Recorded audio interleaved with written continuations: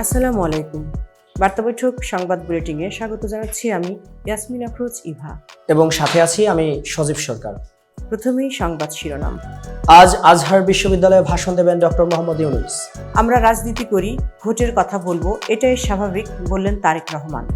ছাত্র জনতার অভ্যুত্থানে 132 শিশু কিশোর ও 11 নারীর মৃত্যু। সাকিবকে আদালতে হাজির হতে সমন জারি। ফের গ্রেফতার হচ্ছেন আল্লু অর্জুন। এতক্ষণ শুনছিলেন শিরোনাম, এবার বিস্তারিত। ডক্টর ইউনূস আজ আজহার বিশ্ববিদ্যালয়ে ভাষণ দেবেন। মিশরের রাজধানী কায়রো শহরের আল আজহার বিশ্ববিদ্যালয়ে আজ ভাষণ দেবেন অন্তর্বর্তী সরকারের প্রধান উপদেষ্টা ডক্টর মোহাম্মদ ইউনূস। 11তম D8 শীর্ষ সম্মেলনে যোগ দিতে 2 দিনের সফরে তিনি বর্তমানে দেশটির রাজধানী কায়রোতে অবস্থান করছেন।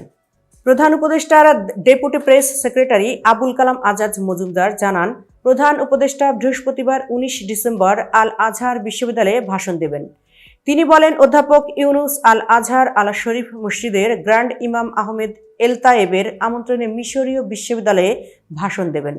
এর আগে চলতি বছরের 12 নভেম্বর আজারবাইজানের রাজধানী বাকুর রিৎজা কার্লটন হোটেলে আল আজহার মসজিদের গ্র্যান্ড ইমাম আহমেদ আল তায়েব বাংলাদেশের অন্তর্বর্তী সরকারের প্রধান উপদেষ্টা প্রফেসর মোহাম্মদ ইউনূসকে আল আজহার বিশ্ববিদ্যালয়ে ভাষণ দেওয়ার আমন্ত্রণ জানিয়েছিলেন। সফরে প্রধান উপদেষ্টা D8 অর্গানাইজেশন ফর ইকোনমিক কোঅপারেশনে যোগ দেবেন, যা D8 শীর্ষ সম্মেলন নামে পরিচিত। এই সম্মেলন মিশরের রাজধানীতে বৃহস্পতিবার অনুষ্ঠিত হবে। আমরা রাজনীতি করি, ভোটের কথা বলবো, এটাই স্বাভাবিক বললেন তারেক রহমান। রাজনীতিবিদেরা ভোটের কথা বলবেন, এটাই স্বাভাবিক বলে মন্তব্য করেছেন বিএনপির ভারপ্রাপ্ত চেয়ারম্যান তারেক রহমান। তিনি বলেছেন, অনেকে বলেন আমরা শুধু ভোটের কথা বলি, আমরা রাজনীতি করি, আমরা ভোটের কথা বলবো, এটাই স্বাভাবিক।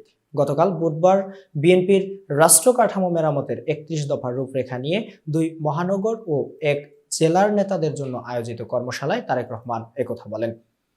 গাজীপুর ও নারায়ণগঞ্জ মহানগর এবং টাঙ্গাইলে পৃথকভাবে আয়োজিত কর্মশালায় 3000-এর মতো নেতাকর্মী অংশ নেন। প্রধান অতিথি হিসেবে তারেক রহমান একই সঙ্গে 3 স্থানে ভার্চুয়ালি যুক্ত হয়ে বক্তব্য দেন। বিএনপি নেতা তারেক রহমান বলেন, আগামী নির্বাচন একটি কঠিন নির্বাচন হবে। আগামী নির্বাচন করেই কি আমরা ক্ষান্ত দিয়ে দেব? না, আমরা আগামী নির্বাচন করে পরের নির্বাচনের জন্য কাজ করব। এখন কথায় চিড়ে ভেসবে না উল্লেখ করে কর্মশালায় নেতাকর্মীদের উদ্দেশ্যে তারেক রহমান বলেন, আপনাকে কাজ করে প্রমাণ করতে হবে, জনগণকে বোঝাতে হবে। নির্বাচনের পর আবার আপনাকে সেসবের প্রমাণ দিতে হবে। আমরা যদি জনগণের সামনে প্রমাণ করতে পারি সমস্যা ছিল, অনেক কিছু সমাধান করেছি এবং আমরা চেষ্টা করছি, সেক্ষেত্রে হয়তো জনগণ আমাদের কথা চিন্তা করবে। ছাত্র জনতার অভ্যুত্থানে 132 শিশু কিশোর ও 11 নারীর মৃত্যু।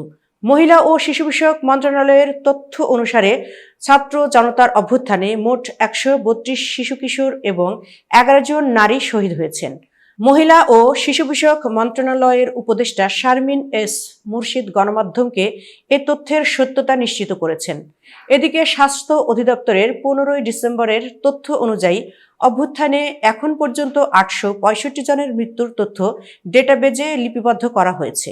এর মধ্যে 682 জনকে মৃত অবস্থায় হাসপাতালে আনা হয়।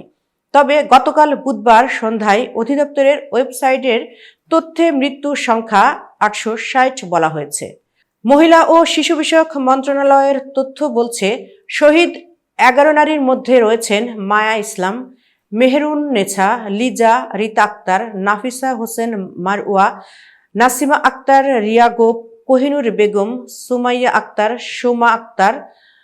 সুমাইয়া আক্তার ও নাইমা সুলতানা। মন্ত্রণালয়ের কর্মকর্তারা জানান, বিশ্ব শিশু দিবস উদযাপন উপলক্ষে গত 7 অক্টোবর আয়োজিত অনুষ্ঠানে সম্মাননা ও অর্থ সহায়তা দেওয়ার জন্য আমন্ত্রণ জানানো হয় শহীদ 105 শিশু কিশোরের পরিবারকে। তবে অনুষ্ঠানে উপস্থিত 83 শহীদদের পরিবারকে সম্মাননা ও সহায়তা দেওয়া হয়। সাকিবকে আদালতে হাজির হতে সমন জারি। আইএফআইসি ব্যাংকের 4 কোটি 14 লাখ টাকার চেক ডিসঅনার মামলায় ক্রিকেটার সাকিব আল হাসান সহ 4 জনের বিরুদ্ধে সমন জারি করেছে আদালত। বুধবার 18 ডিসেম্বর ঢাকার অতিরিক্ত মুখ্য মহানগর হাকিম মাহবুবুল হক এই সমন জারি করে আগামী 18 জানুয়ারিতে তাদের আদালতে হাজির হওয়ার নির্দেশ দিয়েছেন। আদালতের বেঞ্চ সহকারী খন্দকার শাহরিয়ার আলম গণমাধ্যমকে জানান, আইএফআইসি ব্যাংকের রিলেশনশিপ অফিসার সাহিবুর রহমান গত 15 ডিসেম্বর এই মামলা করেন। সেখানে সাকিব আল হাসানের পাশাপাশি তার কোম্পানি সাকিব আল হাসান অ্যাগ্রো ফার্মের এমডি গাজী শাহগীর হোসাইন, পরিচালক এমদাদুল হক ও মালাইকা বেগমকেও আসামি করা হয়। আজ এ বিষয়ে শুনানি শেষে আদালতে আসামিদের বিরুদ্ধে সমন জারি করেছেন। মামলা সূত্রে জানা যায়, সাকিবের মালিকানাধীন অ্যাগ্রো ফার্ম ব্যবসায়িক উদ্দেশ্যে বিভিন্ন সময় আইএফআইসি ব্যাংকের বনানী শাখা থেকে ঋণ গ্রহণ করে।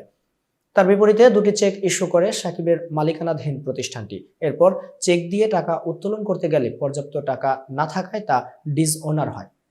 2 চেকে টাকার পরিমাণ প্রায় 4,15,00,000। ফের গ্রেপ্তার হচ্ছেন আল্লু অর্জুন।